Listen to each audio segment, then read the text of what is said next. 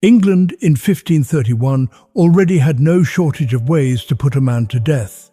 The axe, the rope, the fire, all of them public, all of them familiar. But on the 5th of April that year, something happened at Smithfield that stopped crowds cold. A man was lowered, alive, into a cauldron of boiling water. Not because the law had always permitted it, because a king rewrote the law specifically to allow it. What drove Henry VIII to that decision, and who Richard Roose really was, is a story that sits at the intersection of a royal obsession, a dying bishop's kitchen, and a white powder no one can fully explain. The Tudor court functioned on proximity and trust. Food was the most intimate expression of both.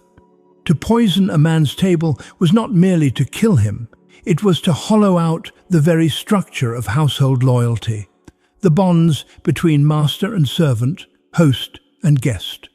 When that structure cracked in February 1531, it cracked loudly enough to echo all the way to Parliament. And one cook, whose real name no one is entirely certain of, became the focal point of the most legally significant execution Tudor England would ever produce. A deadly kitchen plot, the poisoning that shocked Tudor England. John Fisher, Bishop of Rochester, was not a man Henry VIII was fond of in the winter of 1531. He was vocal, principled and obstinate, one of the few senior churchmen willing to say openly that Henry's pursuit of a marriage annulment was wrong. As Henry pressed Rome and the English Church to dissolve his marriage to Catherine of Aragon, a campaign now years old and still stalled, Fisher stood as one of its most prominent obstacles. He had spoken before Parliament. He had written on Catherine's behalf. He had made the kind of enemies that, in Tudor England, had a way of proving fatal. His household sat at Lambeth, just across the river from the centres of Tudor power. And on the 18th of February 1531, that household became a crime scene. That midday, pottage, a thick common porridge, was prepared in the bishop's kitchen and served to his dining guests. The same food, as was customary, was also offered to beggars who arrived at the kitchen door seeking charity. By the time the afternoon had turned, 16 of Fisher's guests had fallen violently ill. A household member named Bennet Kerwin died. A beggar woman named Alice Trippitt, who had come only seeking a meal, also died. Fisher himself had eaten nothing at lunch. Records suggest he had lost his appetite from long hours of study, which may have saved his life entirely. Suspicion landed almost immediately on the kitchen. Fisher's brother Richard, who managed the household, ordered the cook arrested within hours. The man at the centre of it, known variously as Richard Roose, Richard Rouse or Richard Cook, his true surname apparently uncertain even to contemporaries, had already fled the house. He was tracked down elsewhere in London and brought in for questioning. Within days, he found himself in the Tower. There, on the rack, Rose confessed. He admitted to adding a powder to the pottage. His explanation was striking. He claimed a stranger had given him the powder and that he had believed it to be a mild purgative, something to cause discomfort among his fellow servants as a practical joke. He had not intended, he said, to kill anyone. Whether that account was true or was the only story he could construct under torture that might keep him alive a little longer is something no record can resolve. The stranger was never identified. The powder was never recovered, and the two people who had eaten most heavily were dead. News of the poisoning spread quickly through London and Westminster. The scholar Derek Wilson described a wave of horror descending on the propertied classes as the story circulated. Poison was a uniquely disturbing crime in the Tudor world, not because death itself was unfamiliar, but because poisoning required no confrontation, no visible force. A servant could destroy a great household from within the kitchen invisibly and be gone before anyone knew what had happened. That invisibility terrified people in a way that more overt violence simply did not. And then the question that was on everyone's mind surfaced, quietly at first. Had someone put Rose up to it? If so, who? Fisher had enemies of consequence. The Boleyn family made no secret of their frustration with him.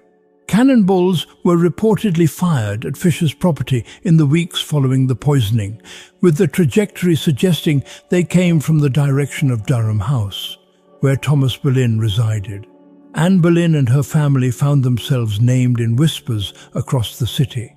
There was no evidence then, and there is none now, that any of them had any role in what happened in that kitchen. But suspicion in Tudor England did not require evidence. It required only proximity to a motive, and the Boleyns had motive in abundance.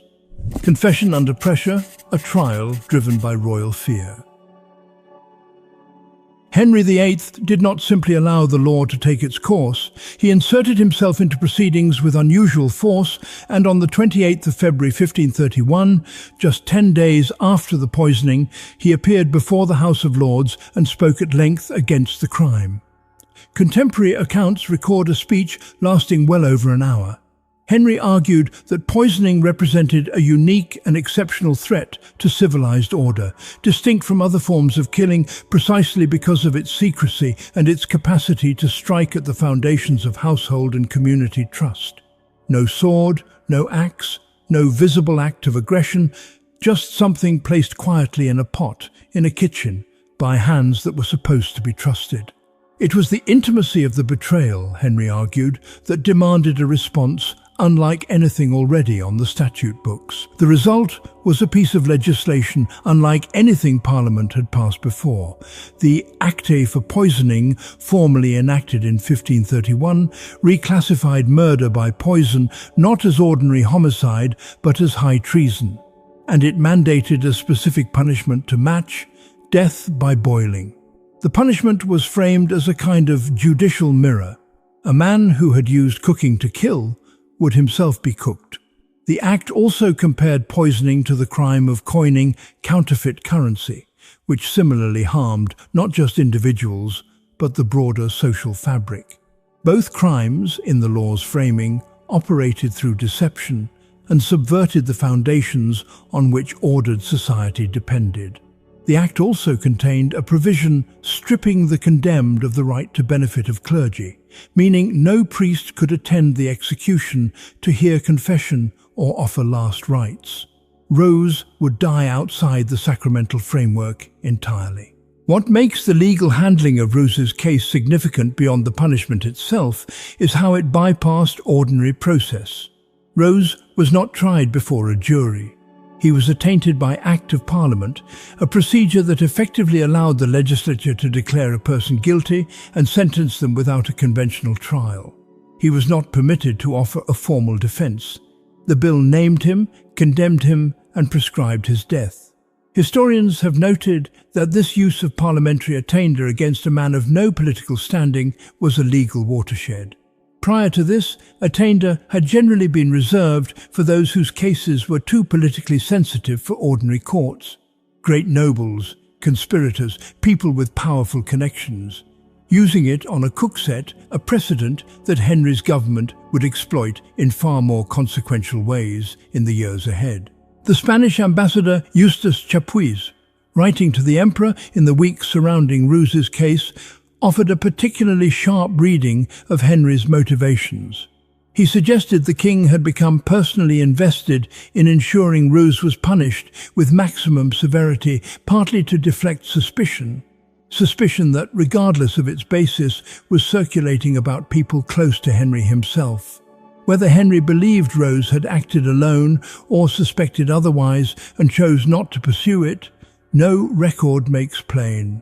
What is clear is that he wanted the matter resolved with the kind of finality that made further questions politically awkward to pursue. Roose sat in the Tower through the early weeks of 1531, convicted without having stood trial, denied the rights of his faith, and aware of what Parliament had decreed would happen to him. The law existed now. The date was being set. The location would be Smithfield, the same ground that had witnessed heretic burnings and public spectacles for generations. And the method would be one so extreme that even within a century the English legal system would decide it had gone too far. Whatever Roose understood of the legal architecture